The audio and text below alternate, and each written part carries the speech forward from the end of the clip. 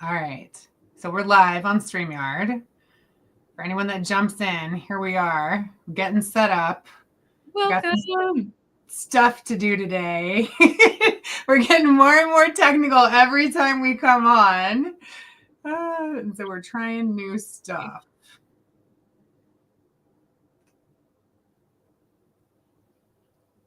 Okay. And I'm getting my Instagram up. There she goes.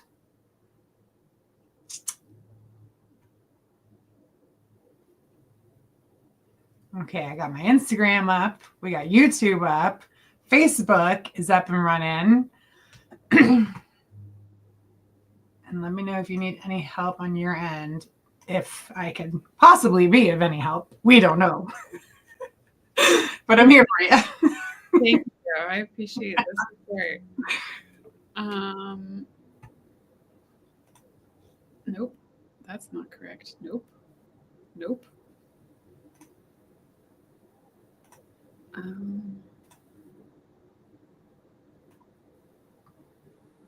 That's me getting all my channels going. There we go.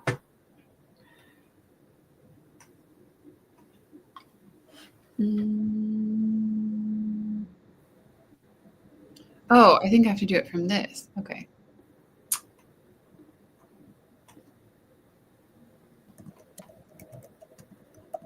Oh, so weird watching myself.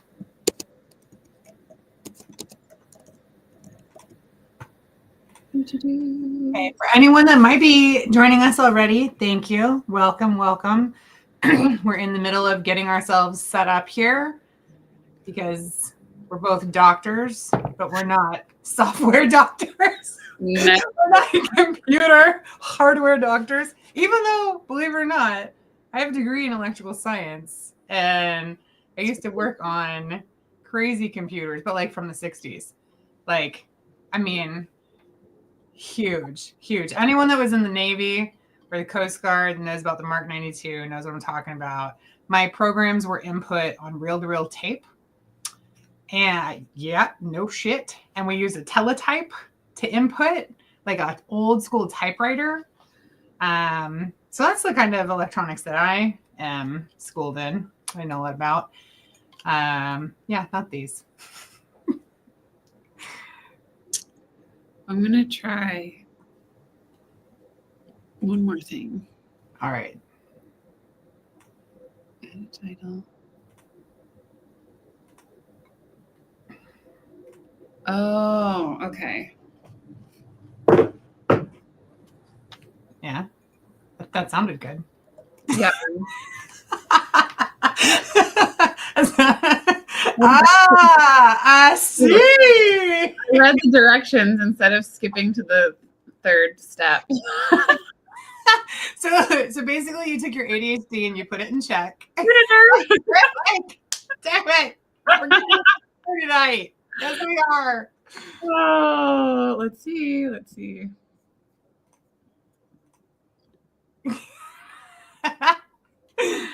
Oh my gosh. Too funny. Yeah. I also used to, I'm a certified micro miniature soldering instructor. So I used to solder on electronic printed circuit boards under microscopes. Wow. I know. And then taught people how to do that. That's incredible. But again, this newfangled stuff, I don't know about any of this. That's really fascinating. It was one of my favorite things, like one of my favorite jobs ever. Like I absolutely love soldering. I have only done a very little bit of soldering. And it's like copper soldering, so it's not the same as what you're talking about, like different level. You are doing much more power tools. My power tool microscope is very fancy. Very fancy. Oh my gosh. Okay. So how you doing? How's it going over there? It's going. I think I might almost have it. Oh man. This is exciting. So for those of you who don't know, every time we're coming in, we're trying to get more cool. And so this time, Cacky is going to be streaming to her platforms as well as me streaming to mine. And so we're just, we're figuring things out, and we're glad that you're here along for the ride. It seems like we're about there and about ready to go. Yes, we are getting really close. The question is, do I know my own password? So why don't you continue with that, and I will lead us on some breathing and centering. That sounds perfect. Thank you very much. Yes, absolutely. All right. So if you're here with me, thank you so much for joining us tonight. We have a 2-hour live. I'll actually go ahead and do our full introduction. How about that? And then I'll lead us through a centering. So welcome to the Energetic Psyche. It's a podcast hosted by yours truly, Dr. Adrian Campbell, where we talk about real life, challenge assumptions, and explore different ways of being in the world. So tonight is our every fourth Sunday of the month. Dr. Cacky and we co-host a 2-hour live event exploring a different topic. Our hope is that we can move into conversation, answer some questions from both of each other and our community. This month, we're exploring community, connection, and belonging. As I have advertised about, posted about, as we talked about last time, if you have questions, please feel free to send them to us ahead of time. If you have certain topics that you're interested in us chatting about or sharing about, feel free to send us those. And then, of course, throughout tonight's conversation, I really do, both of us, I know, invite you to engage. Engage with us. So post your comments, post your questions. If we say something that sounds crazy, feel free to tell us that, and we can talk about it. This really is about creating community and engaging with you all, not just us chatting about. And it is recorded, and so it will go up on YouTube and Spotify tomorrow. I do a little editing, not a ton, but a little bit, and I'll throw it up there for everybody that misses the live. So again, please feel free to contribute in any way that you see fit, as long as it's appropriate. Okay. So a little bit of centering, a little bit of breathing. If you're driving or something and you're listening, please don't close your eyes. I'm just going to throw that out there. But if you're in a safe space or a space where it feels safe to do that, go ahead and close your eyes, lower your gaze. We're just going to take a few minutes to come together in community, through connection, through the breath. So again, feel free to lower your gaze, close your eyes. We'll just take a couple nice full breaths together. Really expanding the belly, expanding the chest on the breath in. And then on the exhale, allowing the belly to fall, the chest to fall.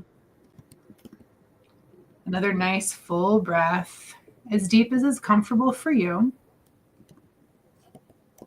And when we exhale, allowing that exhale to be just a little bit longer than the inhale. And then one more breath, bringing us together, finding our connection through our beautiful vital life force that is breath. Nice big full breath and full exhale, letting it all go. And then releasing any control of your natural breath.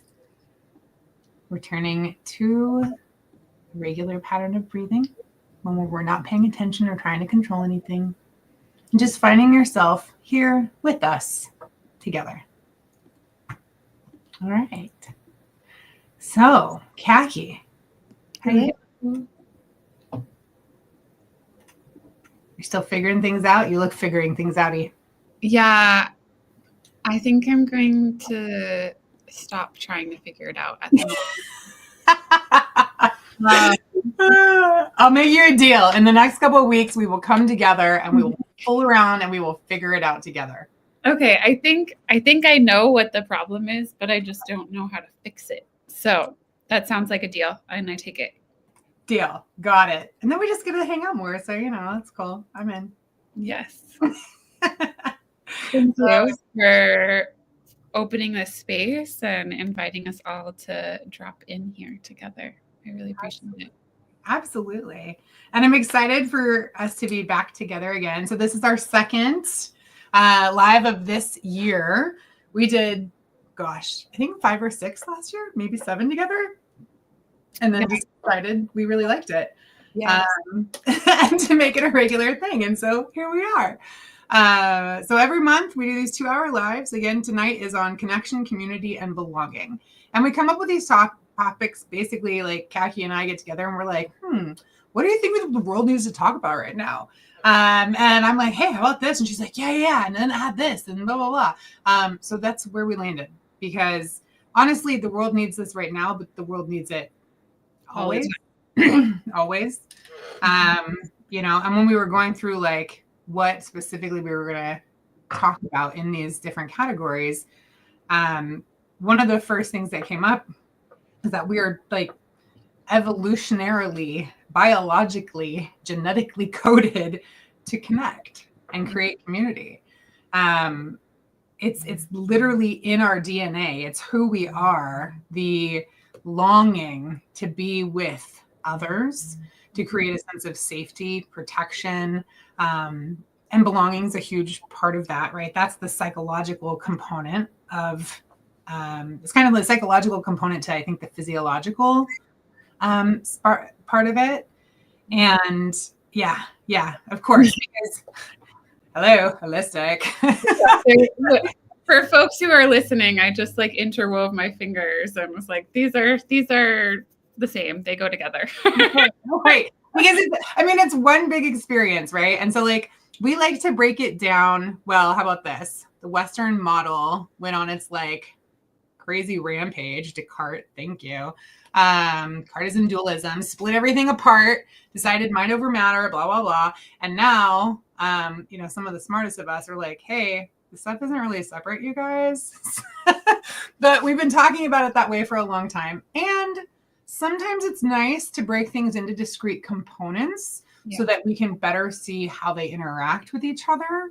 And then bring it back to the fuller view. But it is important to understand that, yes, it is absolutely all connected and all part of our experience. Yeah, I like to think of the different kind of categories as possible entry points into this larger lived experience. And some folks have different entry points that they're preferential towards. Some people really like going in through the physiology or through the emotional or through the mental or through relational, or spiritual. They're all interconnected, but we still are human and are going to have preferences. Right. Absolutely. Mm-hmm. Oh, I just clicked on the wrong window. I'm sorry. Please forgive me. Okay. Yeah. More technology. I'm back though. I'm back. We're good. We're solid. I'm done. Yeah.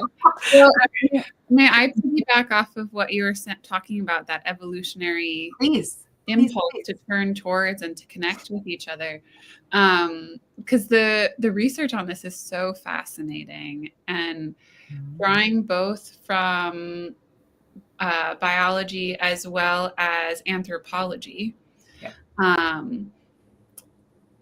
Historically, until actually fairly recently in human history, if you did not have a community, or if your community pushed you out, your chances of survival dropped immediately. Having community was a way that we were able to protect each other and to make sure that other people were fed, that we were fed, that needs were met on a very basic primal level. Right. And so our physiology evolved in a way to continue to orient us back to each other in order to not just for self-preservation, but for species preservation. So when we're talking about community, it has such a profound evolutionary quality as well as archetypal quality. Going back, I was talking with a colleague recently about what it feels like to sit around a fire with other people and just to be looking at that fire together at night, and how deeply you can feel like this isn't just us sitting around this fire, that there's generations of folks that are here with us, and it's so palpable.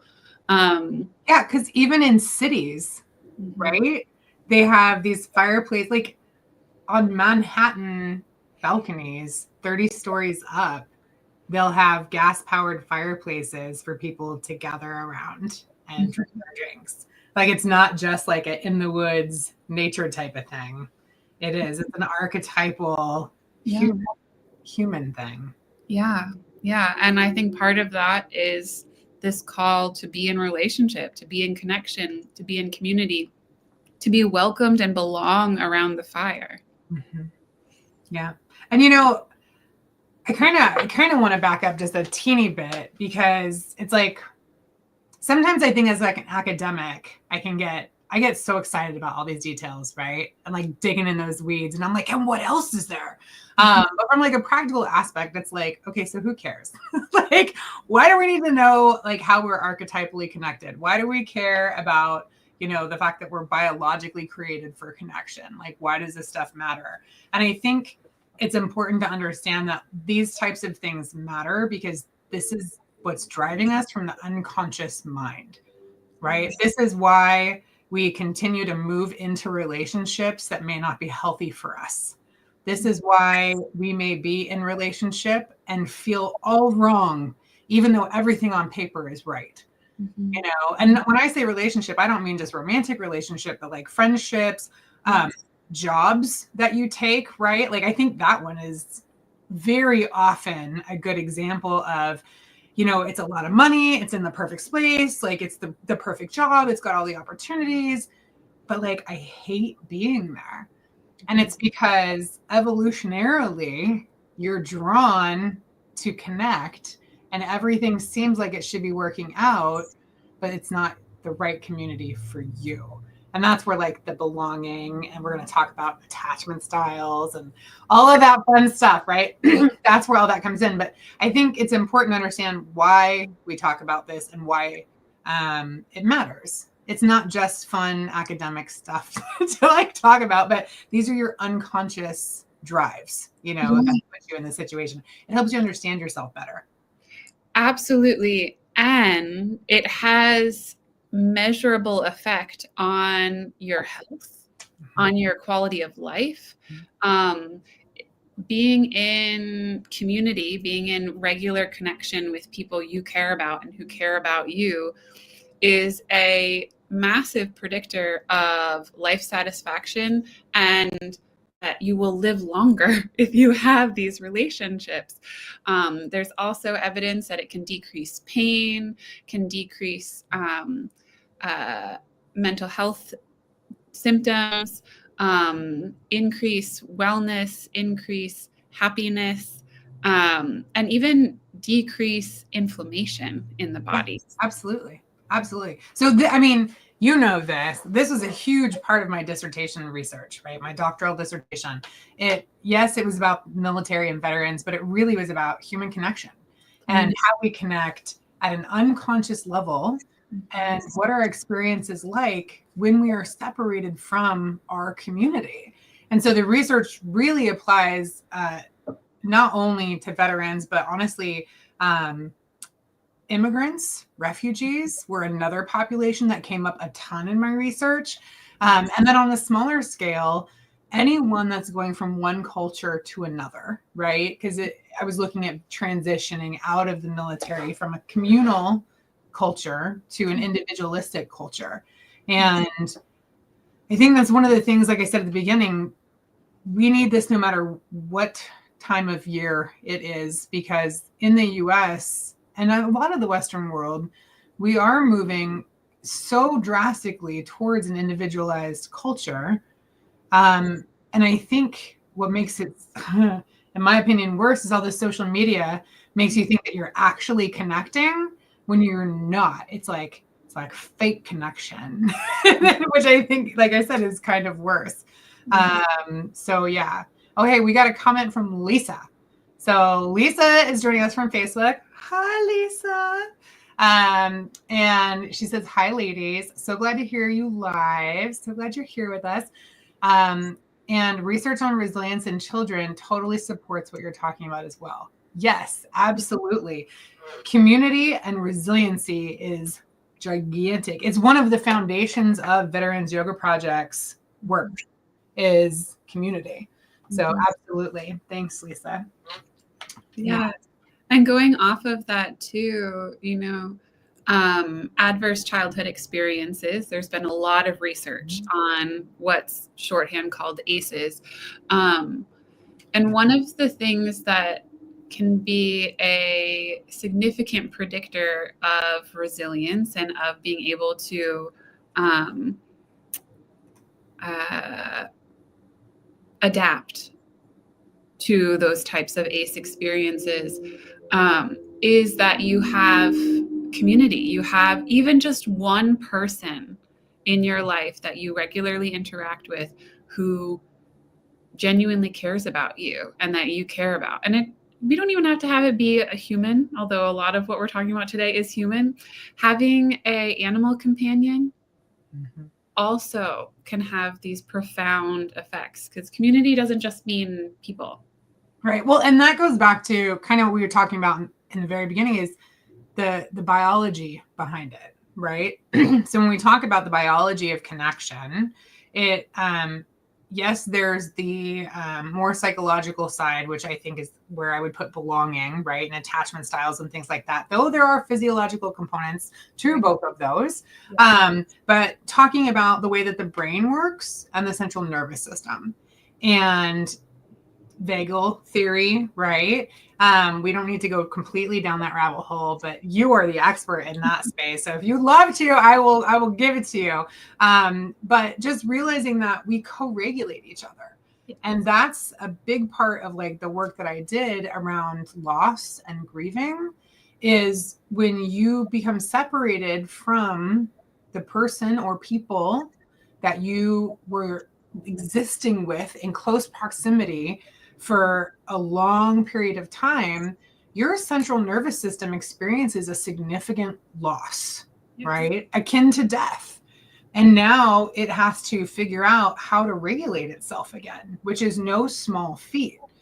And so remembering that when we connect to each other, we're actually regulating each other's nervous systems. And I want to say, for good and for bad, right? Even though I try to stay away from those words, but we impact each other in positive and negative ways.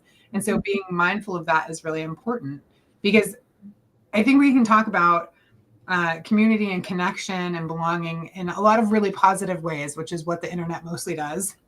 And like its little reels and memes and shit like that, right? But I want to almost say like mindful connection or intentional connection is even more important than just connecting. Yeah, it has a much deeper effect than kind of a shallow connection. But I can talk just a little bit about polyvagal theory. So you tested me. So polyvagal theory was originally popularized by Stephen Porges. And it is a theory. It is not hard science. So I know people love to critique it. Part of what's amazing about theories is that they are constantly changing and responding to new information. So polyvagal theory is no exception to that. But in a nutshell, our central nervous system has two branches, the sympathetic and the parasympathetic. Sympathetic, mobilize, get up and go. And parasympathetic, rest and digest, start to come down. We need both, constantly weaving back and forth between the two. But what Stephen Porges presented with the polyvagal theory is that there's a third branch of the nervous system that extends out beyond our body, and it's what connects with other people.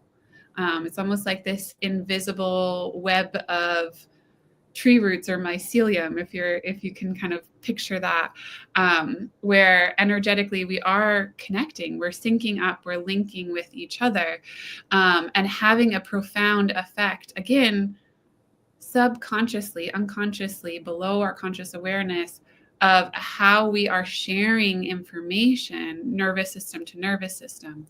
And I love to talk about the nervous system as like a tuning fork. If I am striking a particular chord in my system, then I'm inviting you to resonate with that chord.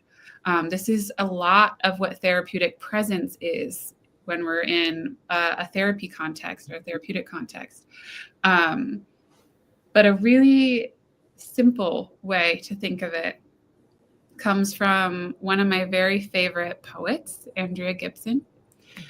And the opening line of the poem Say Yes, where they state, if there are two violins in a room, if one violin is struck, the other violin will sound that note.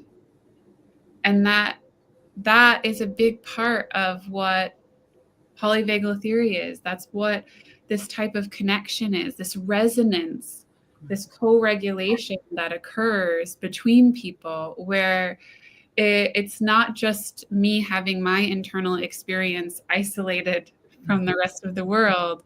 It's how even that internal experience that I have no intention of expressing outside is having a ripple effect outside of my being and affecting others around me. And I'm being affected by their inner worlds. Yeah, absolutely. And I would say, so I'm going to go hippie on this for a minute and just say, so like the word resonance is the perfect word. If you want to look at this stuff across hard science and soft science, I'll use those terms, right?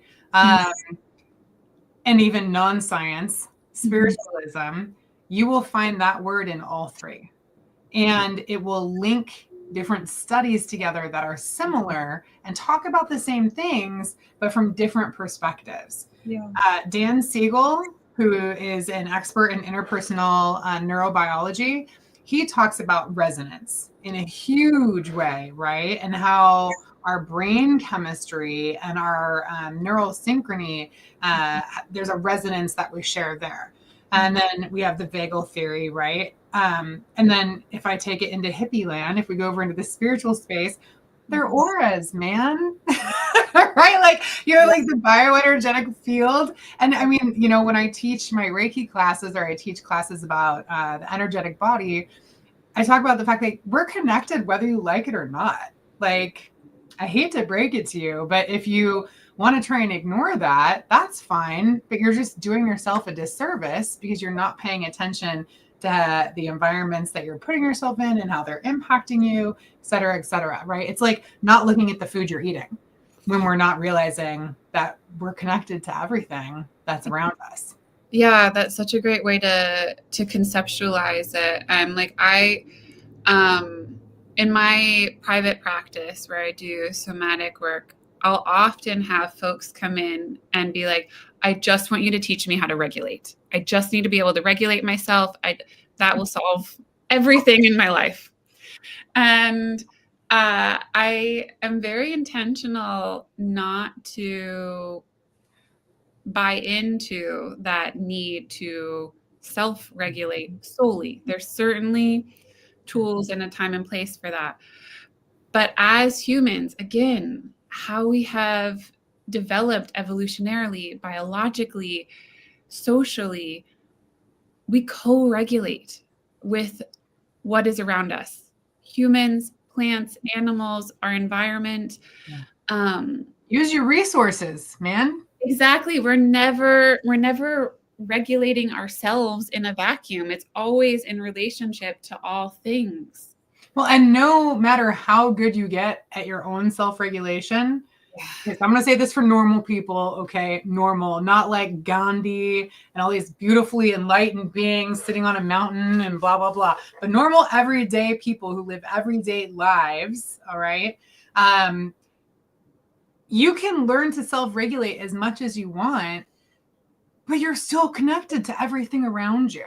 You know, like when I talk about, again, the aura, when I teach about the aura, and even when I go into like, one of the assessments I give is an energy leadership index. It's an attitudinal assessment, right?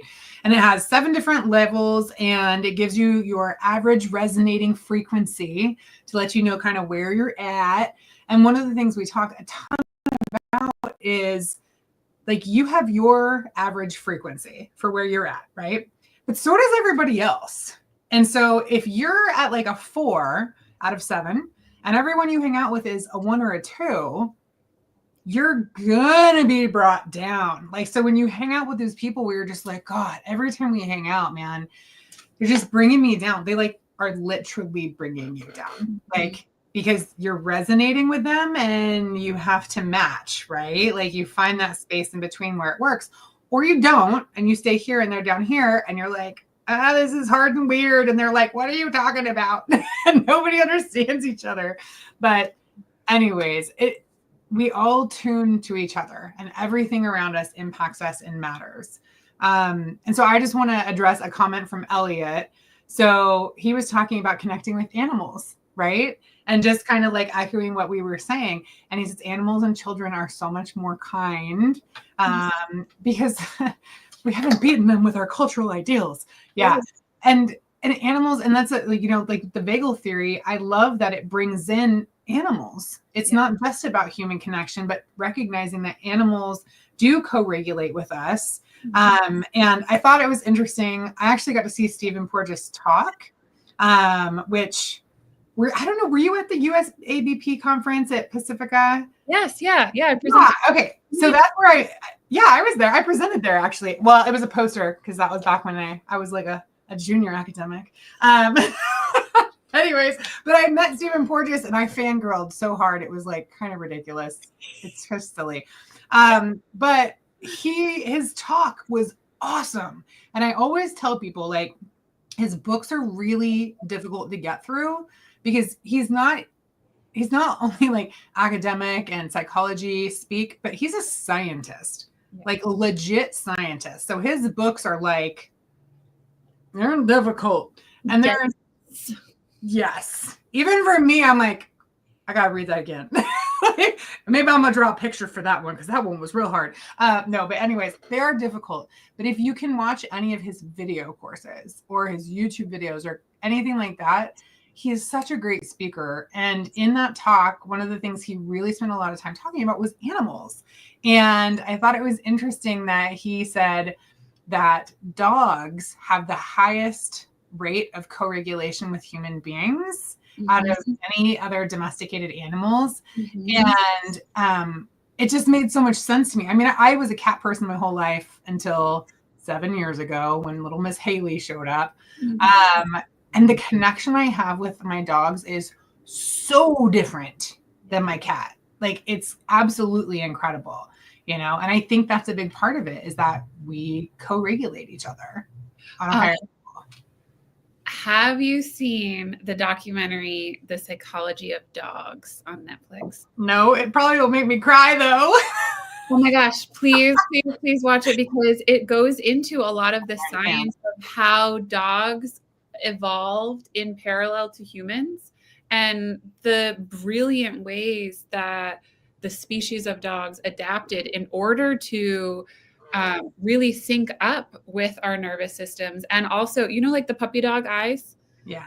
It's an evolutionary trait that they developed in order to look more human and more cute to us. Like, that's why dogs have little white around their pupils when they like give you those sweet puppy dog eyes. It's because they look more like a human infant.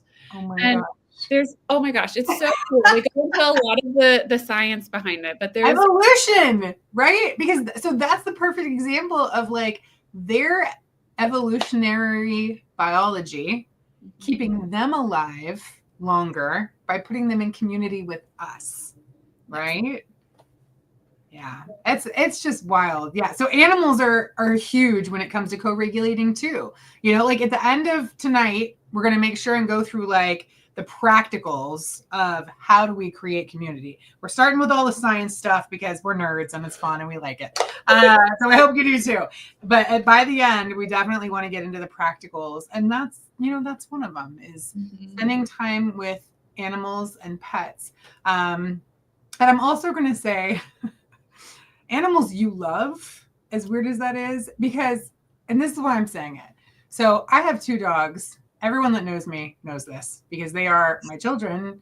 and they are my pride and joy. I cannot imagine my life without them. Right now, people sometimes automatically assume I'm a dog person, and that's not true. I like all animals. All animals are really cool. But like, would I get the same out of a rando dog, no matter how cute they were? Definitely not. Absolutely not. It's my dogs that I have that connection with, you know? And so I think it's important, again, intentional connection versus just connecting. And I think where a lot of people end up struggling when it comes to finding community, building community, creating connection, is that they aren't intentional enough. And they just go off of what other people say, like, oh, you need friends, go here and go do this. Mm-hmm. Or, you know what, this sounds like fun, you should go do that, blah, blah, blah, blah, blah. Instead of taking the time to think about, where could I use community in my life? Where is community lacking? What areas of my life do I need more support in? And what could that look like? Like, what resources are available and what would actually work for me? Mm-hmm. And it's also a quality over quantity. Yeah. Totally. When we're talking about community and belonging, I'm not saying that you need to have 200 friends that you're always talking to every day and that you're seeing for coffee, whatever. It's not actually humanly possible to maintain deep, profound connection with 250 people at the same time. Right. It can rotate in and out for sure. I'm not going to put a limit on it in that way, but that's the social media issue, right? Yeah. Is that when people are connected, we're like, oh, I have 800 followers or 800 friends. Mm-hmm. But like, do you though? Like, do ya? Well, and like, you can have 250 shallow connections or social media followers, not even friends, just we'll say followers. And it's not going to have the same type of physiological, psychological, social, spiritual effect as one meaningful friendship. Oh, yeah. You're making me think of this quote. I've seen it from a few different people. I know Jung has one that's similar, and I can't remember who else, but it's basically about being surrounded by people who can't understand you. And like, no matter how many people are in the room, it's the most isolating and lonely thing in the world. Yeah. Right? I mean, it's like, I don't know. I'm a deep person. I am not a how's the weather type, which is a little awkward for me in certain circles. When I was a small business owner, I mean, technically I am still a small business owner, but when I was more active in the small business community, like going to networking events and things like that, oh my God, I was the most awkward human being that you ever met in the whole world, because I don't know how to do that good. And people would come up and they'd be like, hi, I'm so-and-so, how are you? And I'd be like, oh, I'm Adrian. You know, today's been okay, but my stomach was a little messed up earlier. Start talking about real life. And they'd just be like, oh, so what's your business? We're like, what? Okay, nice to meet you. Yeah, exactly. And I always felt kind of like I really struggled in those environments because I felt like I didn't belong there, right? And I went all the time, and I put myself out there because that's what you do when you're advertising your business.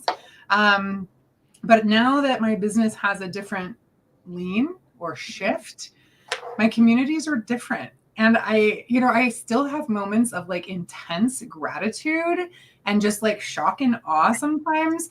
Like when I go to, like, we don't even call them networking events. We call them like gatherings, right? We're going to like get together, like, I'm having a gathering.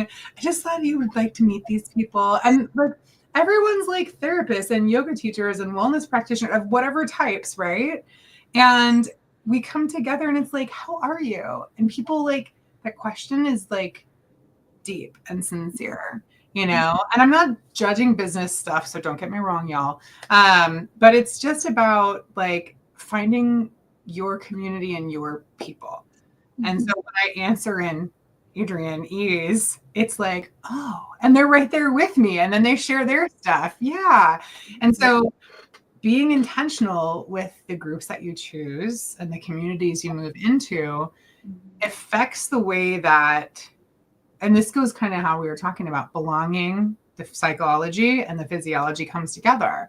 Yeah. When I'm in a space where I don't feel like I belong, like I said, super awkward, Adrian. Mm-hmm. My nervous system in those moments is like fight or flight almost, because it's like, oh God, what have I done? Did I just create a threatening situation? Like, do they not like me? And if they don't like me, is that going to hurt my business? And if it hurts my business, then I'm not going to make any money. And that happens unconsciously, right? Like I'm not actually like rolling through those thoughts, thank God. But it's happening unconsciously. And my nervous system's reacting to that. Mm-hmm. Whereas if you're in a space where you feel like you belong, and not just, I think it's easy to say people care about you, but you can feel like you belong even when people don't necessarily know you or care about you. And your nervous system reacts to that and responds to that. Yeah. Yeah. I think that's a really insightful thing to point out, because I was thinking about how the psychophysiological need to be in connection can create situations where people feel like they have to compromise their identity and the fullness of who they are in order to stay in those relationships. Like I'm thinking about so many fellow members of the LGBTQIA+ community where to quote unquote come out and share that part of themselves with their family of origin or their work or XYZ fill in the blank, they're very much risking rejection. And that sometimes folks choose to prioritize staying in community and being accepted for part of who they are, rather than to live in the truth of all of who they are. And I have so much compassion for folks in any version of that. It's not just the LGBTQI+ community that faces that, but what you're risking losing by claiming the fullness of who you are unapologetically. And it can be excruciatingly painful. And it is truly physically painful to risk that rejection or to experience that rejection. And it's also excruciatingly painful to have to censor and pretend that parts of you aren't real or valid, or to punish yourself for things that is just part of who you are. It's just your nature, your essence.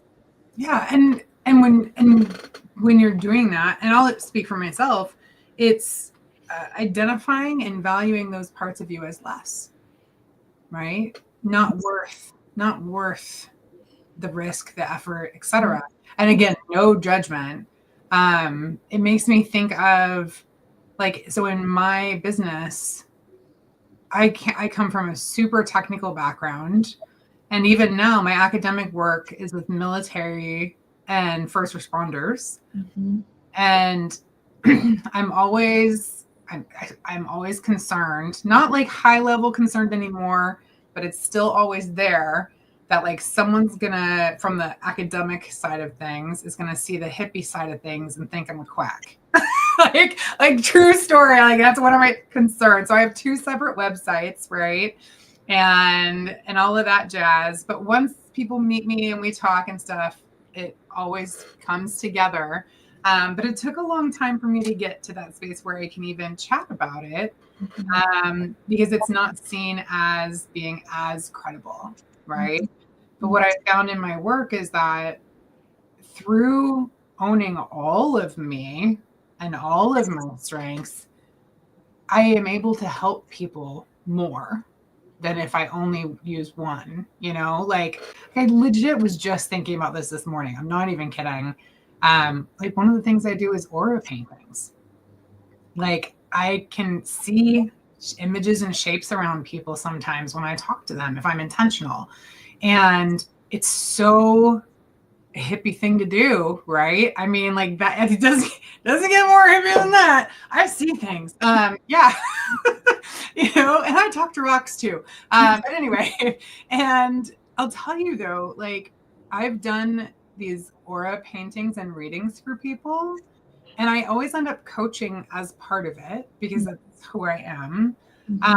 And they have been some of the most meaningful and impactful sessions that I've ever had with a person.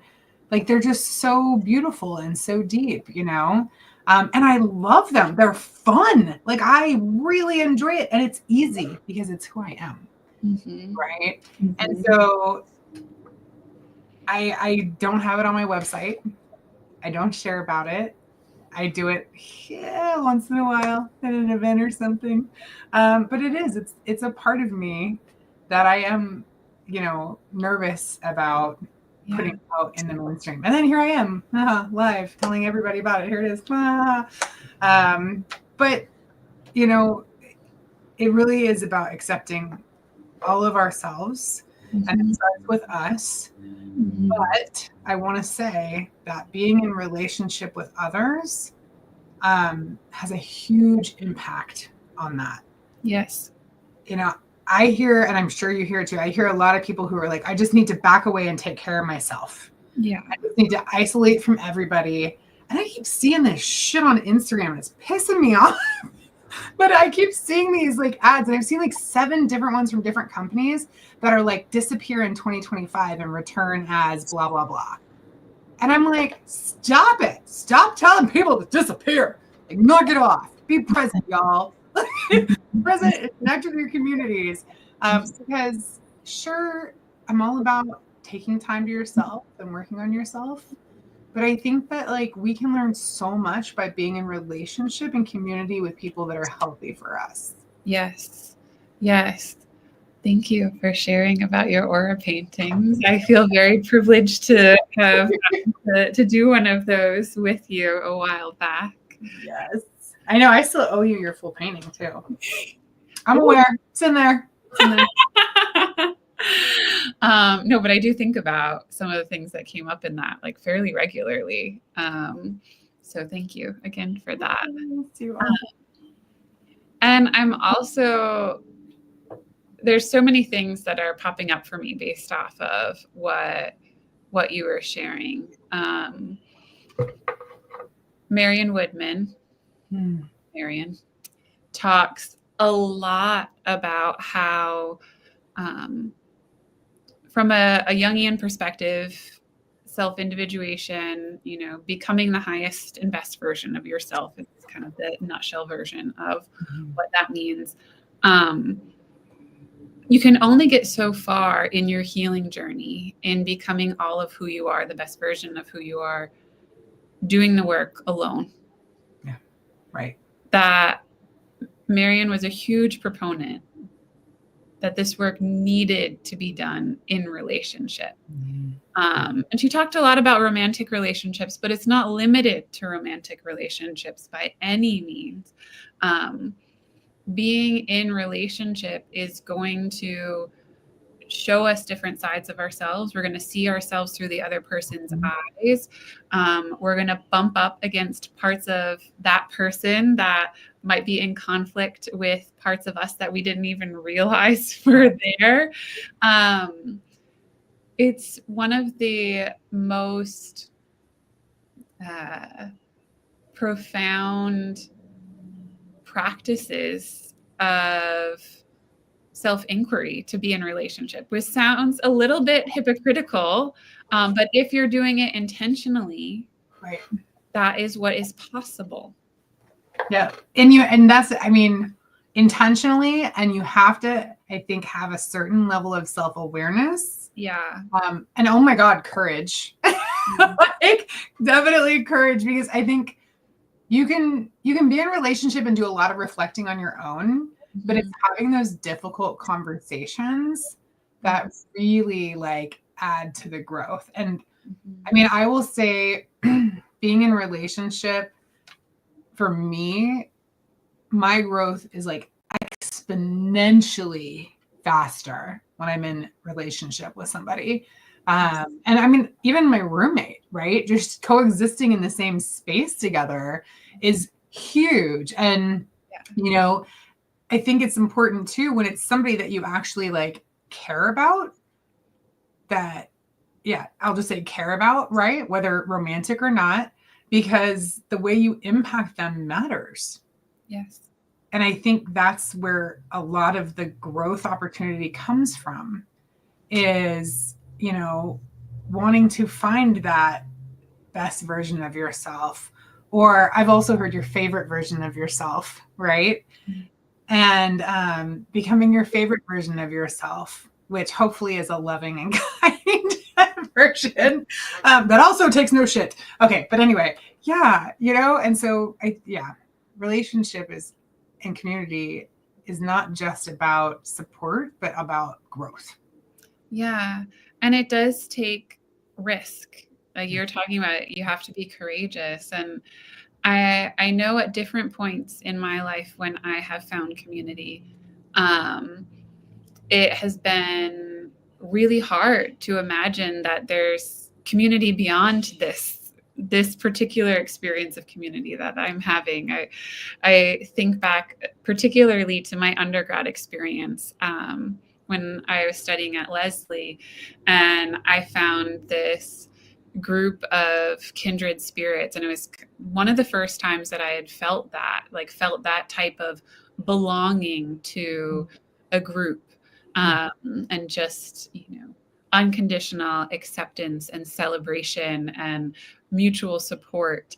And I was like, this is it. Like this, there's no way that I'll ever experience community in this way again. And I've been very fortunate to stay in relationship with many of the folks that were a part of that community, and to still be a part of the Lesley community, and found different flavors of that same depth and nourishment of connection in places that I never expected. I didn't know that there were other universities that focused on this type of community, humanistic, whole, biopsychosocial, spiritual way of being in the world, and just truly being in relationship as a part of being in a learning community. And, you know, then I found Pacifica, and then I found Saybrook and UCIIS, and like there's so many other communities. And that's just talking in academia. Like that's just talking about academic institutions. That's not even talking about different communities within like conferences and APA, and finding the weirdos in the American Psychological Association who also want to push back against the American Psychological Association.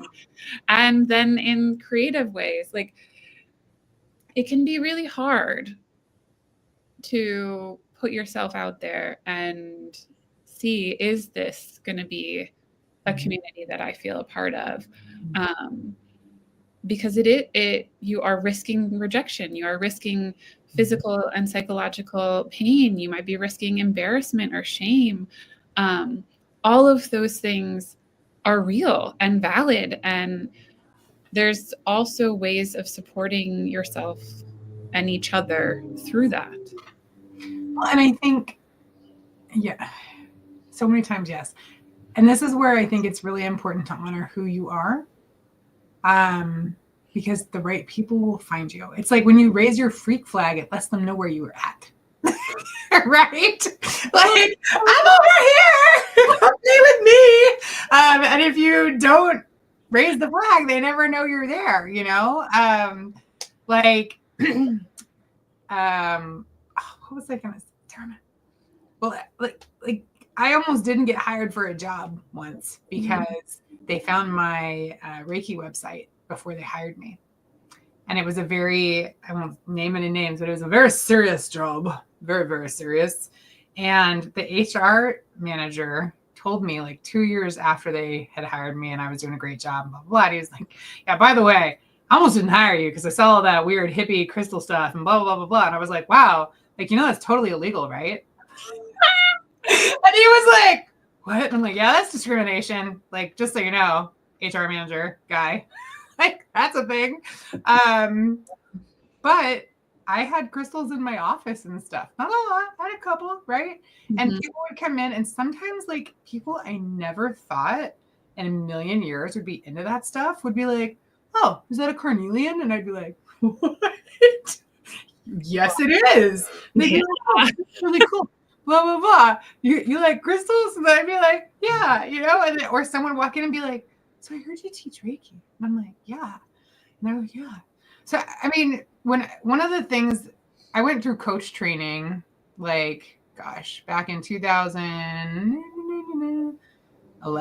No. 2014 is when I graduated. It was a year-long program, right? But one of the things out of many that really stuck with me is they told us, a lot of us go through life wearing these masks because we get told who we're supposed to be, how we're supposed to show up, the way we're supposed to talk, dress, blah, blah, blah, blah, blah, right? And that's what's going to give us belonging. That's what's going to give us community and help us fit in. So we wear these masks. But when we walk around in the world wearing these masks, we can't actually find the people that we're supposed to be with. And, they were a spiritually based program that I went through. And so they also were like, and, the universe, God, whatever you want to call it, spirit, has all these beautiful gifts waiting for you. Like there's so much out there that's just like, oh, this is for Cacky, right? Like, okay, so this is what she looks like. This is how she acts. We're going to put you in the same city. And like, we're going to make sure her energy is going to draw you. But if you're wearing the mask, you're just going to walk right by. Right. And so you're going to miss out on all those gifts and all that community and all that relationship that's meant for you because we don't take off the mask, And again, I want to reiterate, no judgment, because everybody is in a different place in their life when it comes to accepting who they are. I mean, I'm 45 years old and I'm just now like, yes, I like crystals. And I see auras and I'm still like, people still like me? Yeah. Okay. We're cool. I like you, Adrian. Oh, thanks. I see your comment, Elliot. Thank you. Yeah. But it takes a lot of courage. And, you might take that mask off, fly that flag, and go to a community that doesn't support you. Yeah. And that sucks, right? So I would just say, like, please don't give up. Go home, lick your wounds, and then try again, Yeah, I love what you're saying, and it relates so much to attachment theory. So let's start to turn there. Do it. Because those masks are ways that we've adapted in order to survive, in order to move through the world, and the way that we are in relationship with people often has there's a pattern, there's a blueprint for how we show up and the expectations that we have and the way that we interact in relationships.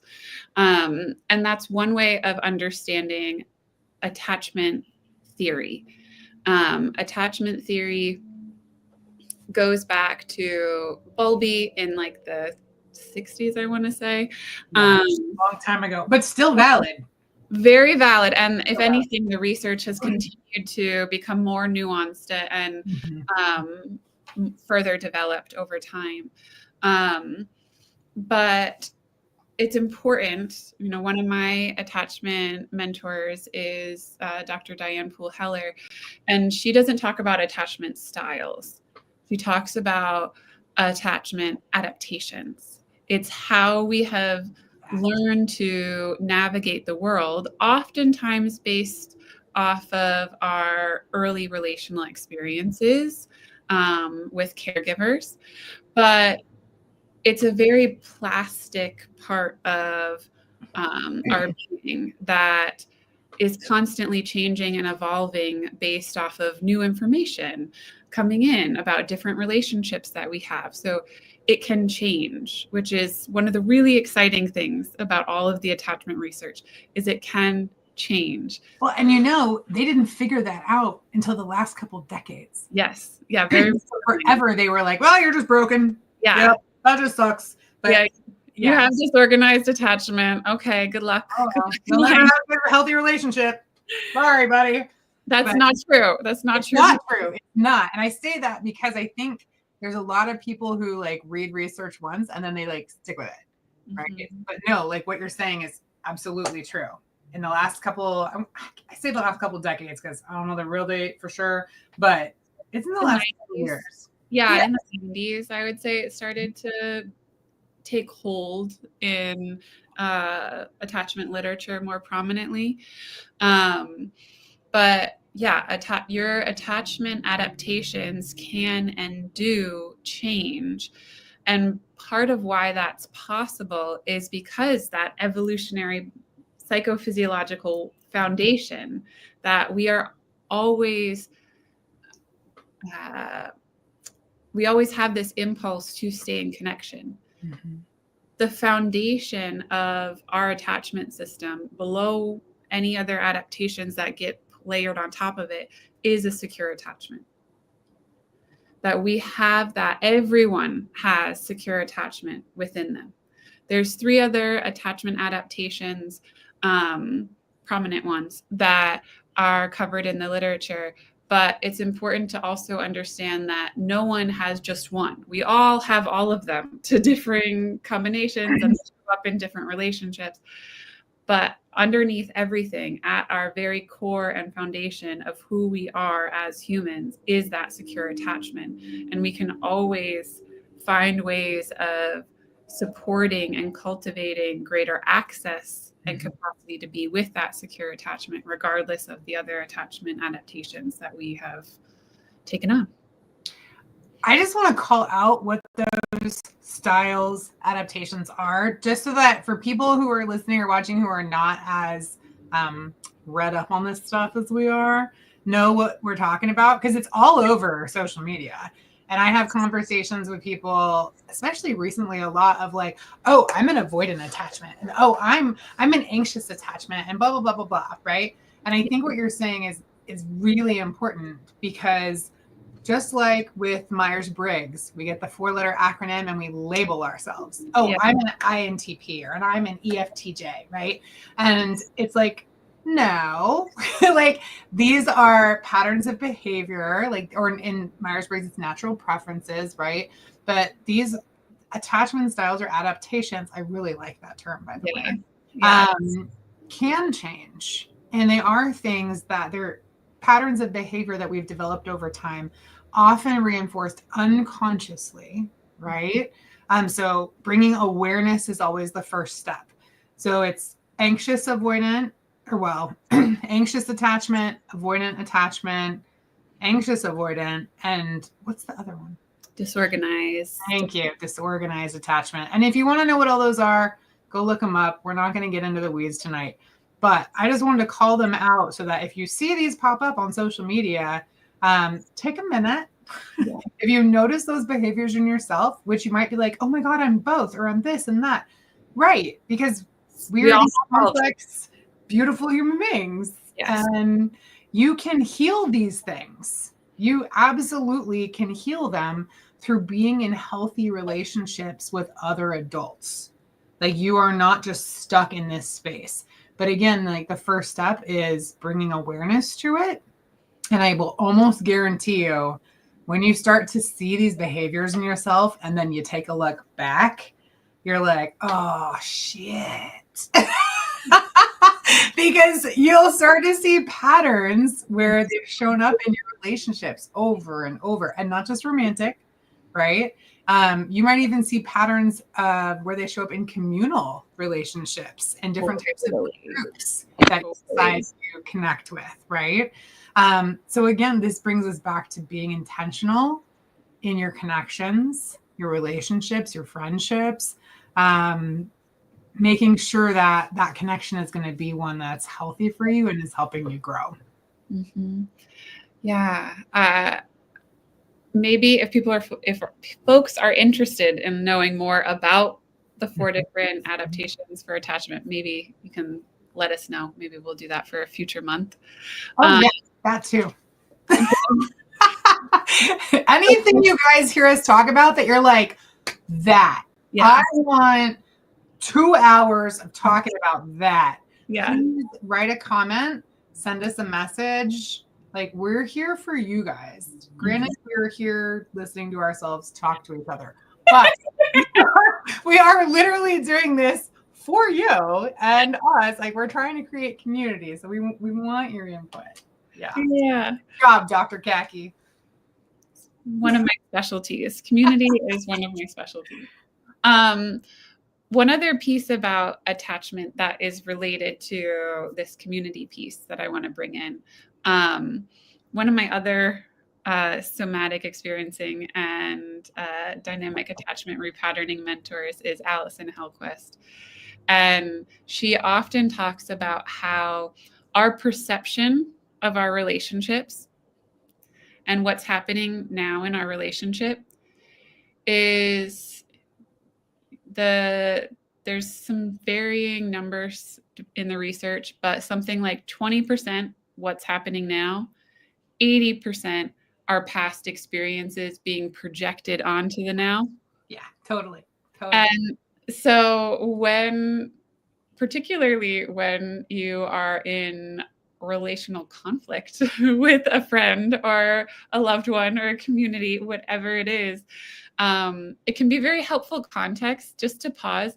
Whatever you're feeling, 100% of what you're feeling is valid and important information, and it could be beneficial to zoom out and see how much of that is you filling in the blanks because XYZ happened in a previous relationship that now that's what your psyche soma is anticipating is going to happen in this one, and it becomes kind of a self-fulfilling prophecy. Yeah, well, and it's a strong so this is fed by the unconscious, right? And it's backed by our biology. The way the brain works is we identify things that were unpleasant or that we don't want to repeat, and we like nail that into the memory, right? And then we're like, okay, what are all the things that happened right before that unpleasant thing? What are all the sounds, smells, sights, touches that had to do with that unpleasant memory? Now, anytime that stuff comes up, I want you to think of this, right? So that we can avoid it. And so unconsciously, all of that is coming forward. And so again, having a high level of self-awareness is so important, because you can take that minute and be like, well, this is weird. Like, I'm super pissed at him right now, or her, or whatever, but it doesn't really make any sense why I would be so angry. And instead of being like, well, I'm going to go with my gut and be pissed, taking that minute and being like, okay, honoring my feeling. This is real. This is happening. Don't gaslight yourself. Right? This is real. This is happening. And it may not be exactly what I'm perceiving it to be. I work with clients on this a lot, and I bet you do too. And I often tell them it's okay to ask for time. Yeah. That's something that I learned in my life. That was like a game changer. It sounds so simple, but like if you're in a conversation with somebody and you realize like things are not going the way you intended, or in a way that doesn't feel good for you, you can say, you know what?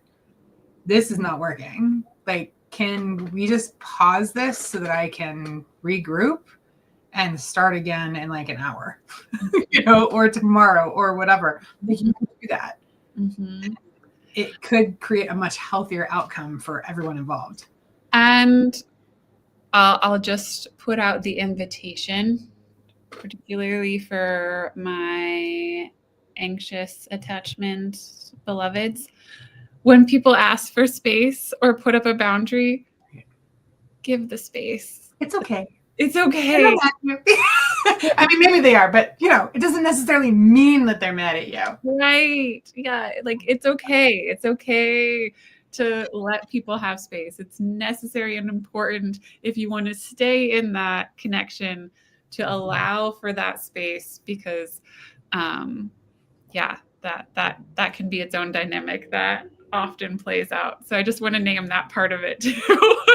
and I'll add a little more on top of that, because yes. So if you're the person asking for space, please clarify, right? Make sure that it's like, hey, this isn't necessarily about you, but I feel like I'm not showing up the way I want to right now, and I just need a minute, right? And if you are on the other end, we could say, if you're feeling the anxious attachment, right? It's okay to say, are you angry with me? Like, you can ask clarifying questions. I think what I see in a lot of people who have more of the anxious attachment adaptation is not asking clarifying questions and just assuming. Yes. Yeah. Yeah. And so having, again, courage, guys. This is like, all this stuff, all this work is hard work. Mm-hmm. Like, it seems like so simple. You're like, oh yeah, I'll just ask for clarity. But it's hard. It is not easy. So, I mean, if you do this once out of 10 times, like, highest of 5s to you, because this is hard work. It takes a lot, you know? And so if it feels hard, you're doing it right. Like, don't be down on yourself. Yes. And another really cool thing about doing this often really hard, I'm not going to try and sugarcoat it, attachment. Like, I've done a lot of different healing, super deep work on myself through a lot of different modalities. I'm not trying to flex, but like, attachment work has been the most excruciating of all of them. And part of why that is because it is such a foundation to our being, because our attachment adaptation, that's our way of relating to the world before we find language, before we have a sense of our own identity. We are in relationship with our caregivers. And so doing any kind of work intentionally to cultivate greater access to secure attachment, your personality is built on top of that. So you are going to have really profound effects through every aspect of your being and your relationships in doing this work. So it's very, very worth it. But I will be honest about my experience of how challenging it can be. And I think what you said is so important. It starts developing before language. Like, this is something that is created from your central nervous system's experience of the world around you as an infant, right? So it takes a lot of work, but you can do it. Yes. And that is very, very important. It will completely change the trajectory of your freaking life, guys. Like, it's that big of a deal. It's hard, but it's worth it. And it takes a long time. I'm still healing my own stuff around it, and in a lot of different ways, right? Because it, like you said, your personality lays on top, and so it like infiltrates like every piece of you in certain ways. So approaching it from different areas, like, this is also one of those places, I think, where people are often like, oh, I thought I healed this. Yes. I thought I dealt with this, and now it's coming up in this whole new way. Right. So yes.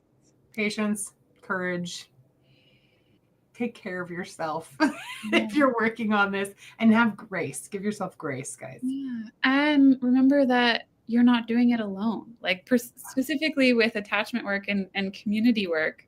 Mm-hmm. Yeah. You're not doing it solo. You're doing it with other people, or with a specific, practitioner that you trust and who cares about you, and perhaps who you care about. So that has always been a really comforting piece of it to me, is that, yes, it is my work to do, and I'm not doing it alone. Yeah. And, you mentioned practitioner. This is also one of those things that I highly recommend getting professional help with. There's a lot of things you can talk to your girlfriends or your buddies about. And then there's things that, like, you know, they're jacked up too. And so they're just going to be mirroring back your exact same shit because there's a reason you guys connected, you know? So there's that. They're also biased, and they're like, you know, if you, when I was much younger, this happened a lot more often, but when you're in a relationship and you go to your close friends and you're complaining about something that happened, the majority of the time, they're just going to be on your side. They're not going to tell you like the truth of what they're saying. They're just going to be on your side. And if you want to raise your self-awareness and do some deep healing, that's not necessarily what you always need. So this is an area too that I would recommend working with a professional of some kind, primarily because they are not biased in any one direction. And hopefully if you get the right one or a good one, they're going to tell you the truth. They're not going to tell you what you think you want to hear, which is important. Mm-hmm. Mm-hmm. Yeah. When I'm doing intentional relational work with folks and doing attachment repatterning, oftentimes people are coming because of things that are going on in their relationships, and with family, friends, whatever it is. And I'm very intentional to say that I will honor and hold sacred whatever you have to share in this space. If you want to go off about this person, please, by all means, feel free to do so if that's what you need. And I need you to know that while I am 100% team you, I am also 100% team this relationship, unless you tell me full stop that you want to get out of this relationship. I'm always going to hold both you and this relationship with profound respect in this space. Mm-hmm. And that's not what most people's buddies are going to say, like you're saying, like, oh, dump him, I'll do this, I'll do that. Like, most of the time, folks aren't necessarily looking for advice. They are just looking to figure out for themselves what to make of what's happening in their relationship. Well, and most people know the answers to their own problems, right? I mean, that's why I tell people a lot as a coach. What I just do for the most part is help raise self-awareness and ask questions. Mm-hmm. Because I truly, honestly believe that each individual knows what's best for themselves. We are all the masters of our own lives. We know ourselves better than anyone else. Mm-hmm. And it's just about being able to get the stuff out of the way, mm-hmm. so you can reach that wisdom, that inner wisdom. Mm-hmm. Yeah. And that just takes me right back to our evolutionary predisposition to stay in connection with each other. And I know that we're both very passionate about addiction and how that is affecting so many folks in our communities, in the US, in the world. And that also has a place in this conversation about community connection and belonging. Would you speak a little bit about that? Yeah. I mean, because when we were getting ready for this, you had talked about the epidemic of loneliness, right? Yes. Which we've already slightly touched on in the conversation, where I've been like, social media, as we're on social media, it hurts my brain, but here we are. Again, why we're trying to make this a little different, right? So there is an epidemic of loneliness. People are paying to be cuddled and paying to be hugged. That's the whole touch thing, right? That we can get into in a second. One of the things that I thought was really interesting in my doctoral research was the connection between loneliness and the opioid crisis. PinkSap, many years ago, did a study, because it's hard to do these types of studies with humans because extremely unethical, right? So like psychology in the last 60 years really hasn't done a lot of this kind of stuff because it's not right. It's really unethical. In my opinion, even with puppies, it's like, I don't know how I feel about this. But he did this study with puppies and he took them from their mother. And what they were looking at was pain receptors. So Dr. Lieberman wrote a book. I think it's called The Social Brain.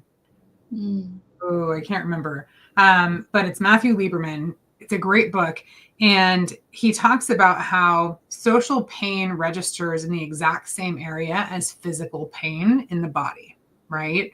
So when you are ostracized from a community, when you are made fun of and made to feel like you don't belong, the physical pain receptors in your brain actually light up.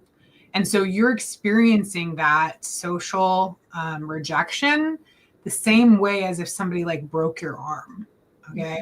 And so the study that was done by Panksepp was basically you took these puppies and let me also say, in case people don't know, we have a natural opioid system in our body. Like our body actually creates opiates for ourselves to deal with pain, suffering, et cetera, et cetera. Okay. And so the reason that we take external, or when we take external, it's like a mimicking of our natural system, but like a lot stronger, right? So back to the puppies. With the puppies, takes the puppies away from their mama and their opioid levels drop. Or they raise, right? Because the puppies are experiencing physical pain. Those same centers are being lit up because they're separated from their mother. Now, they found that if they give the puppy back to the mama, those levels drop and their pain levels drop, right? They also found if they don't give the puppy back, but they administer an artificial opiate, that the pain levels drop, right? So in further studies that were done based on the foundation of this one, they linked addiction, right, to addiction, especially with opiates, to loneliness, isolation, and rejection. And in the last, maybe you know the numbers, but I know it's at least the last 10 years, we've had a huge rise in opiate addiction. Like they're calling it the opioid crisis, right? I know it's more than 10 years. And it also just happens to correspond with this epidemic of loneliness. The use of heroin has been on the rise for the last 10 years, which is insane to me because like when I was in high school, I hung out with a lot of punk rocker type peoples, right? So I actually knew a couple people that were on heroin, but it was rare in the 90s for people in high school to be on heroin. It's a very expensive drug. Nowadays, it's somewhat common. I mean, not as common as like, weed or I don't know, other things, but it's talked about and I don't know. It's bizarre to me. But I think that there's definitely a connection between the two. And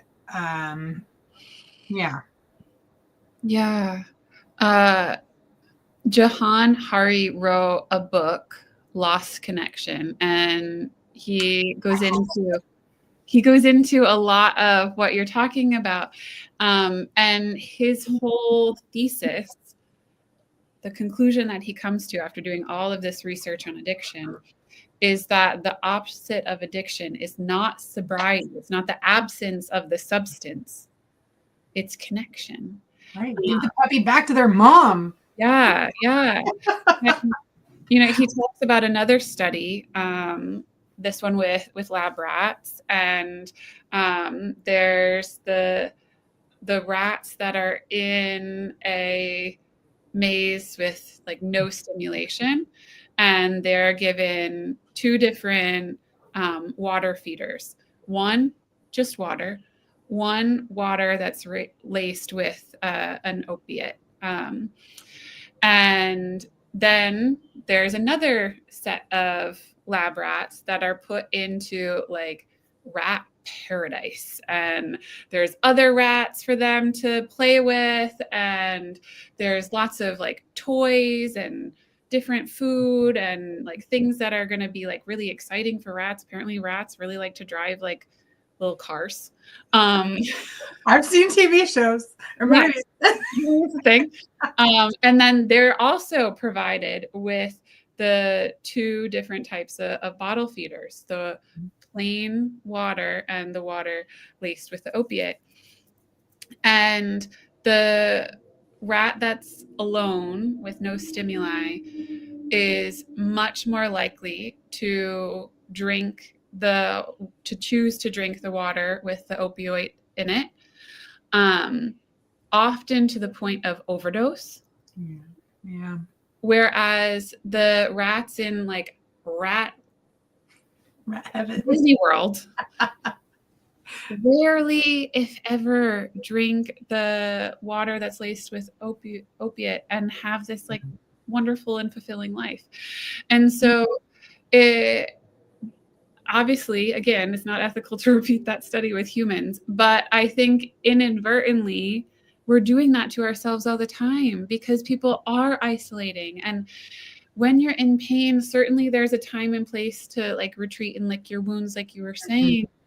But if you stay isolated, it has real ramifications, short-term and long-term, on your psychophysiological health. Increased pain, you have a much higher predisposition to illness, particularly chronic illness, more predisposition to mental health challenges, depression, anxiety, all kinds of things. Whereas if you can stay in connection, can stay in community, even if it's like getting creative and finding little ways to do it. Like we're going to talk about introvert and extroverted ways of staying in community in a minute, but it has a substantial effect on our experience of pain, on our predisposition to addiction, on so many things. Yeah, there's a lot of research that's been done with veterans regarding this, because a big issue that we struggle with when we leave the service is lack of community. Veterans nowadays in the United States make up less than 5% of the population. It's very, I won't say it's very, depends on where you're at, but it's much more rare to find yourself around other veterans than it used to be, right? Yes. Like after World War II, Vietnam, Korea, stuff like that, there were a lot of veterans. But nowadays, there's really not, like I said, less than 5% of the population. And so we move into these spaces where we are now surrounded by people who are supposed to be like us, but kind of feel like strangers, and we don't really know what's going on. A lot of us have chronic pain. We have different types of injuries and things like that. And so when veterans isolate is typically when things get a lot worse, which is one of the reasons that the VA pushes so hard into veteran outreach. And there are so many amazing veteran nonprofits that do the exact thing or the exact same thing. I actually just saw a new one recently. I believe it was on, I think I saw a reel on Instagram. I don't know a lot about it, unfortunately. So I'm not like saying, hey, go support these guys. Don't take me wrong. But I thought it was a really cool concept. And I think it was called I Got Your Six. And have you heard of that? Yeah. So it's basically like anyone who's struggling, you just call them and they come to your house and they're like, dude, let's have a conversation and talk about some shit. Which I thought was just like really cool. And it's a perfect example of like community and connection saving life. Yeah. So can we share what Got Your Six means? Like why that particular phrase is so important, particularly for veterans? Oh, sure. And it's in law enforcement too. So it's what's behind you. I got your back. That's what it means. Yeah. So, yeah. So people will say like, watch my six, which is watch my back. Or I got your six means I got your back. So, like a clock. Mm-hmm. So, yeah. So, why don't we start talking about the realities of connecting and ways that we can do this? And I'm going to ask anyone that's listening or watching with us live to please post some comments about ways that you find connection. I think that there's a lot of like common ones, and we'll talk about some different stuff. But I would love to see what you guys find or use as a way to connect with others as well. And it could be groups, it could be one-on-one, etc. It could involve talking or no talking. But please feel free to share, and we'll share it out with everybody, whatever your comment might be. So, yeah. So you mentioned, Cacky, we are going to talk about introverted versus extroverted type connection activities. And, I think based on the beginning of our conversation, it's also important to talk about physical connection versus just like the energetic connection, right? As well, conscious and unconscious, virtual and in physicality, in person. I remember 2020 happened, COVID and all that jazz. God, there was so much concern about the impact of losing in-person connection, right? Which I think is 100% valid, 100 bazillion percent valid. And I'm a little I'm happy that there's so many people that are more comfortable with like this type of stuff, right? Like being online and moving into connection this way. But part of it also kind of bums me out that people are so used to this that they value being in person less sometimes, I think. Yeah. There's a lot of research about how it's become kind of a double bind, the amazing access that is now available to us, that people are more open to through all of this online world that we're a part of. And like you were saying, sometimes it's very seductive to think, oh, well, I've been liking people's posts on social media, or I've been chatting or doing this, like I've been texting all day. So yeah, I know I had plans to like go to dinner with my friends tonight, but it's kind of a hassle to like park, and I have to like get dressed and shower, and like there's a lot of right. I gotta put pants on. I may say that sometimes. I'm not gonna lie. Steps involved in like going out and like being in the world physically with people, and sometimes we psych ourselves out and talk ourselves out of doing it, and there's no substitute for these types of in real time connection. Going back to that image of sitting around a fire, like the way that Diane Poole-Heller talks about this all the time, the way that we fall in love, and this is not just romantic love, this is like the way that we experience profound human connection. I see you, I'm here with you, I feel seen by you, is through our senses. It's through our facial expression, through our eyes, through the way that we physically touch each other.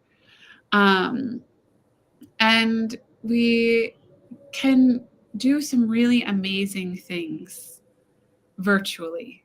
Don't get me wrong, I have a virtual practice. We can do a lot of cool stuff. Yeah. But that doesn't mean that we can live entirely in a virtual world. We are losing a lot of, again, what Diane Poole-Heller calls like touch nourishment. We need to be in real time, live connection with others, and to share physical space. There's not a substitute for that.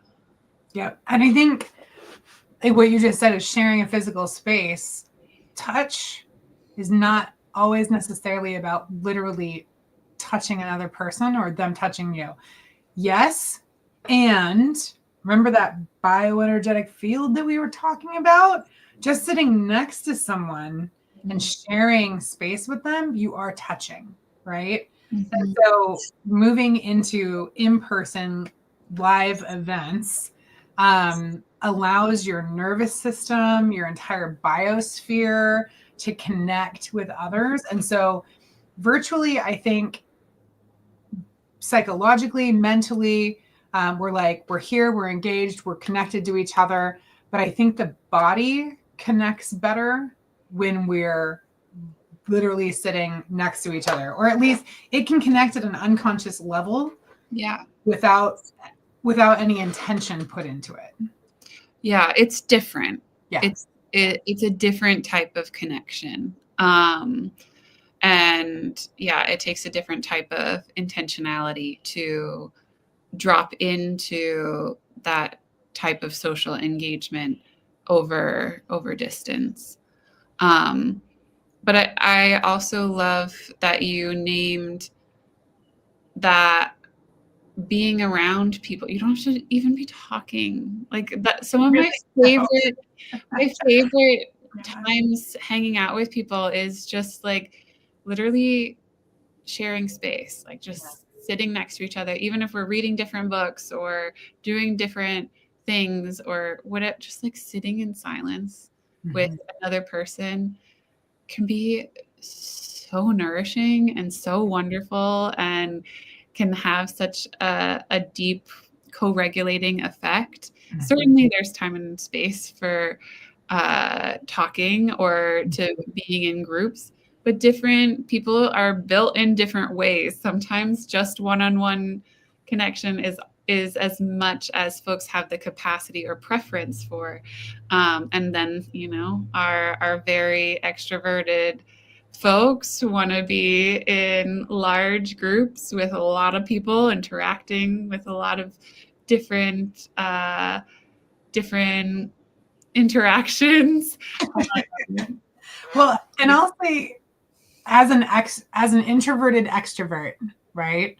So on my Myers-Briggs, I'm like just over the line in extrovert land. And I have a lot of facets that are introverted. I socially wear out quickly when it comes to talking and interacting with especially lots of people. But even if like I don't want to talk to people, I'll go to like a concert where I don't have to talk to anyone, but I get to be like in the energy of all those beings and just feel that. And it revives me and makes me feel alive. Right. Not always. There's a time and place for everything. But I think like you were saying, you don't always have to be talking or engaging to enjoy the environment. And so when we look at like creating community, so there's connection and creating community are not always the same thing. Correct. So searching for connection, going to a coffee shop and being around people who are all working, right? And working on your laptops. I mean, there are co-working spaces where people can work at home, but they choose to go be around other people who work, right? Because of that connection. And it's an unspoken thing a lot of the times. And then the community part really is, what are the things we're trying to do? What are we trying to create? How are we coming together to make our environment what it is, right? For the lack of really official terms. But it's like how we're bringing all of that together. So I think like it's important to know that you can be in communication or in connection and not necessarily in community, and vice versa. Yeah, absolutely. And I think another part for me about community is reciprocity. That, and by reciprocity, I mean that there is a back and forth. There's a sense of mutual nourishment of we're both not getting something out of it in a transactional way, but we're both being fed by this connection. We're both mutually supporting each other's growth. There's mutual caring. And I think that that's a really big part of intentional community. And, you can have aspects of that in that shared experience of being in a concert or being at a sporting event and having a mutual investment in the music or in the game or in different things. And I am inviting us to think about how we can more intentionally cultivate that sense of reciprocity in those meaningful relationships in our lives, in our friendships.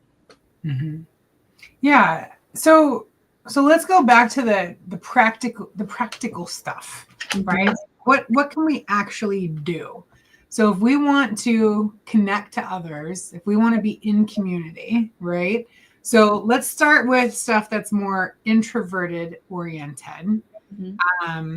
And this was something you talked about in our last month's episode.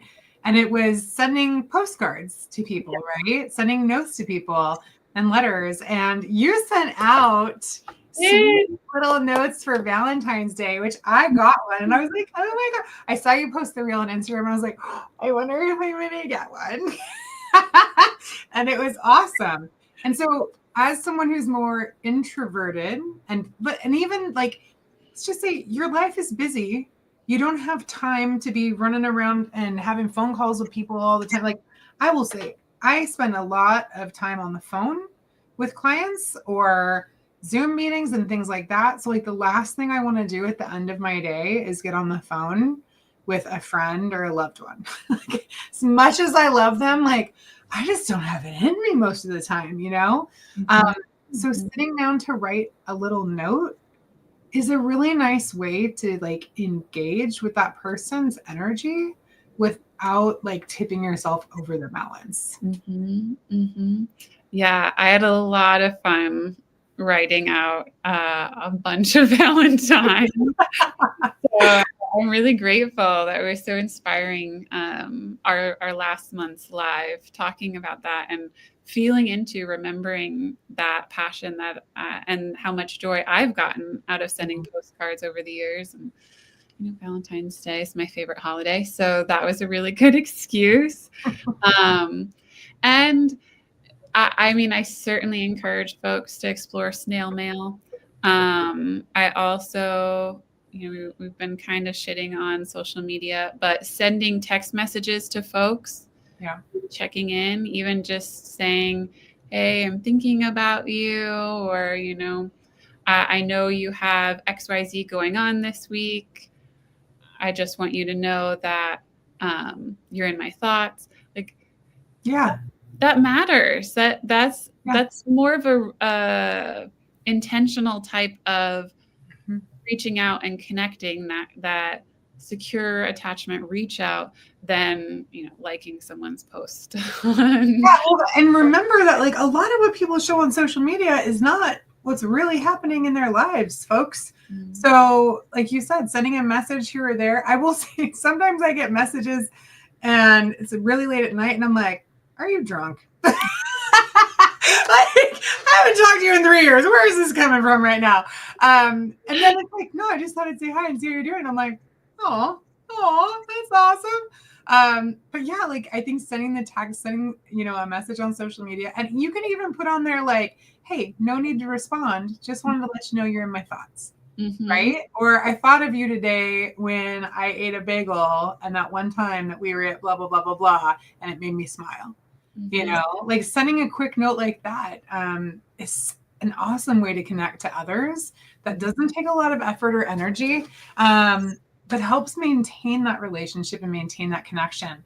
Also, we talk so much shit about social media, and then I'm like, have you heard of pebbling? Right? Like, so they're calling it like pebbling now, where You send reels between friends, and it's like penguins who like pick out specific pebbles to take to the other penguin that they're in love with. And I absolutely do that with friends, like send reels back and forth. Yeah. It's like, oh my God, this made me think of you, you know? And I think it's like, and that is like a super introvert way to connect, because like you're not even like writing them a message. You're just like, boom, this made me think of you. Or I thought you would like this, or blah, blah, blah, blah, blah. Yeah. And so I think like, you know, those are all really nice, simple ways to connect with others without draining too much of your own energy, especially if you're really busy. Another way as someone who's more introverted to connect is to engage in small communities that are meaningful to you, because most people who are more naturally introverted are not necessarily quiet or shy. They just get more energy from being within than out here, right? So making coffee dates with friends, or having someone like, I had one of my best friends came over for lunch the other day, and I just made lunch and we sat around and talked over lunch. Like, you don't always have to go to restaurants. You don't always have to go out somewhere. But like, it reminds me of like when I was back east in September when I saw you, and I went to my family's house, all my Italian family's out there. And we just sat around. My aunt had like, oh my God, so many pastries, right? And we just sat around and drank coffee and ate pastries for like 3 hours, man. And we didn't talk about anything specific or special or whatever. And I remember sitting there and thinking like, why don't I do this? You know? And I have put effort into shifting my life to make that happen more often, like having my friend over for lunch. And today, I told you earlier, we went to my sister's and we had coffee and donuts and played Mario Kart. And it was just us, you know? So I think finding ways to feed and nurture your own soul, but doing it in connection with one other, maybe two others, can also be a way to connect. And doing things you want to do. Like, let me also put that out there. Like, that's important. Yeah.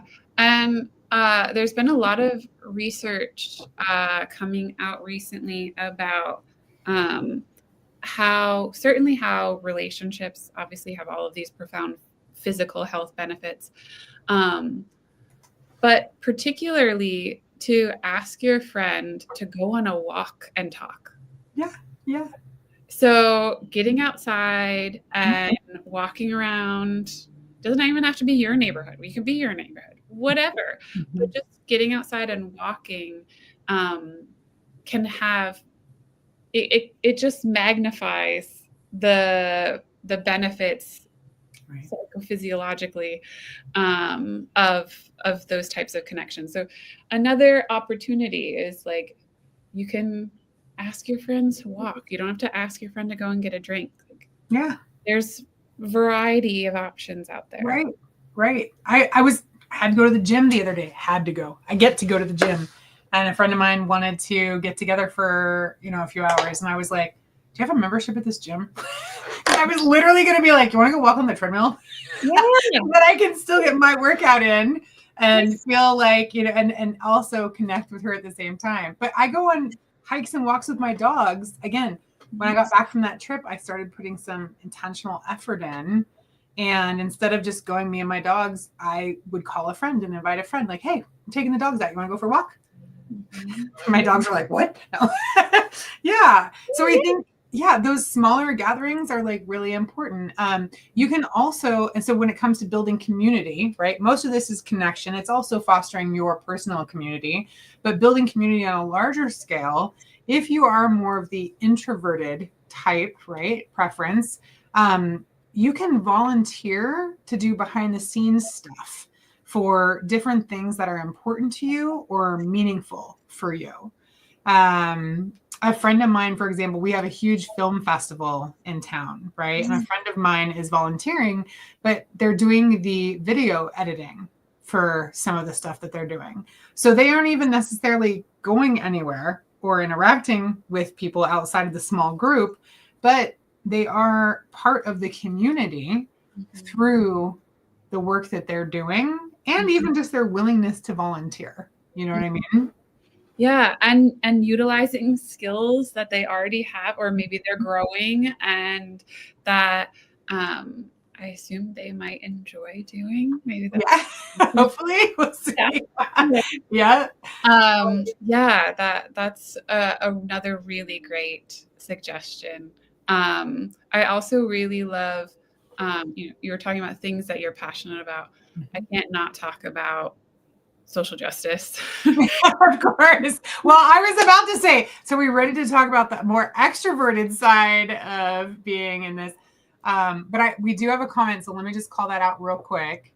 Okay, it's from Elliot. I love this conversation. It's helping me to think about my community and creating openness versus more drama catastrophe. Oh dear. Because that's a thing right now, right? Did you hear what else happened? Did you hear what else happened? And we can still have those conversations and others. We don't need to let that be our focus or our focal point. But again, don't gaslight yourself. Your feelings are valid. Your fears are valid, right? And create that openness and space. Yeah. So are we ready to move into the extroverted ways? Yeah. Well, and I'll say in my experience as a more ambiverted person, social justice can be quite ambiverted as well.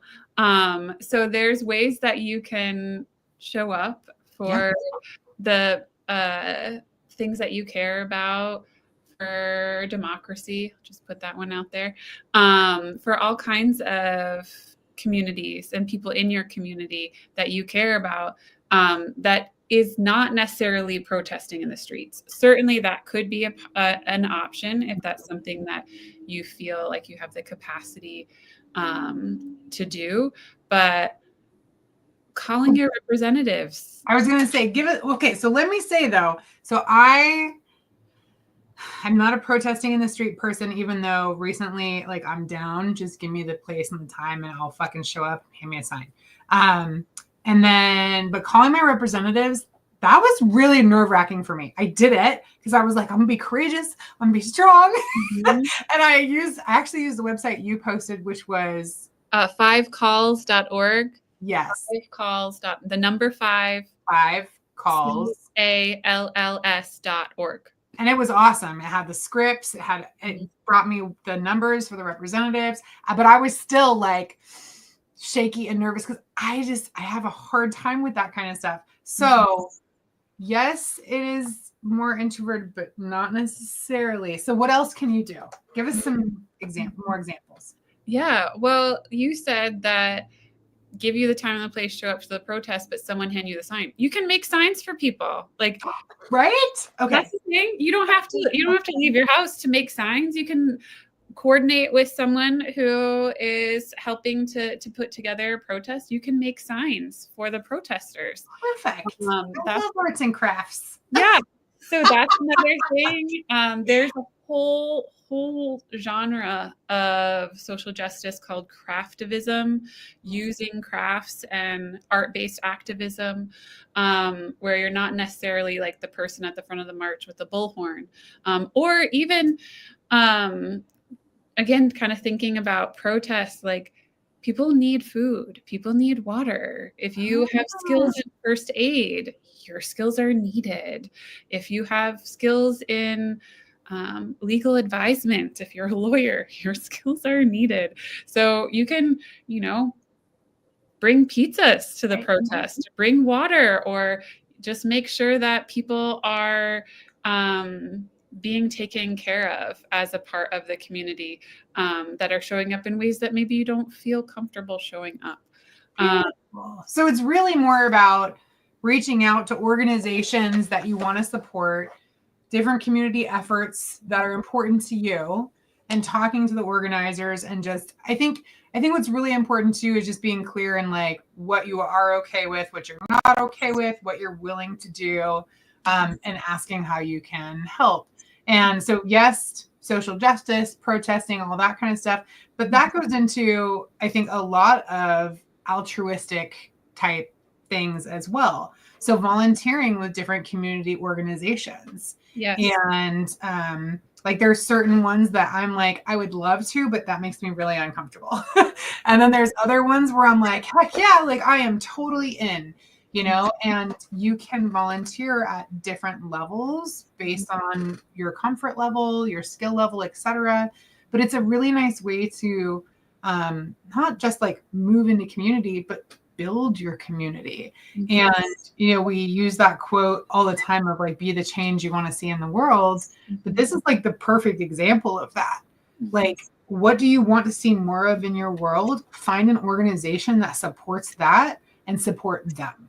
Mm-hmm. And it doesn't have to be public facing your volunteer position. Like there's so many nonprofits that have, like you were saying, that behind the scene work that needs done. Like if you think of disaster relief aid, there's so many donations that come in. Those donations need to be organized, and you need to figure out who needs what. Like someone needs to do that too. It's not just the person who's, you know, distributing those donations or that's gathering those donations. So there's a lot of ways to use your unique skill set and things that you are comfortable doing to support and be a part of this something bigger. Yeah.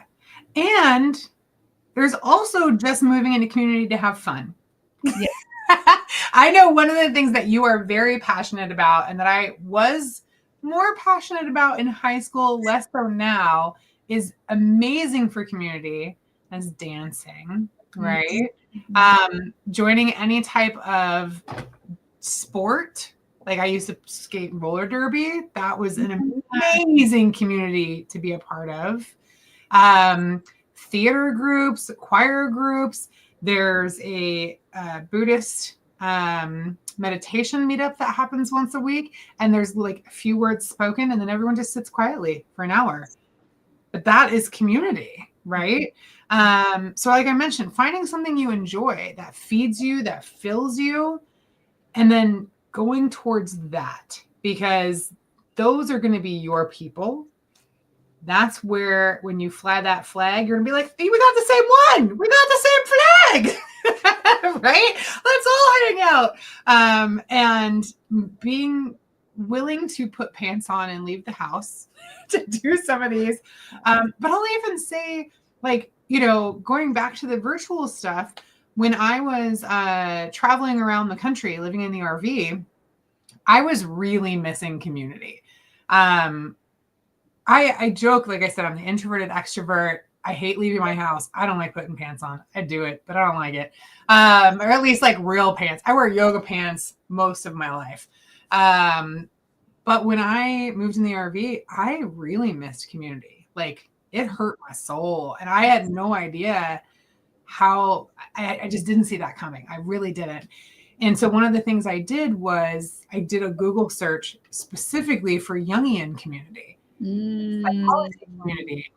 And I found groups all over the world that had virtual meetings. And I joined one in Cambridge, England, and ended up becoming part of a dream group with a bunch of lovely ladies over in the UK. For like 2 years, I was in that group, right?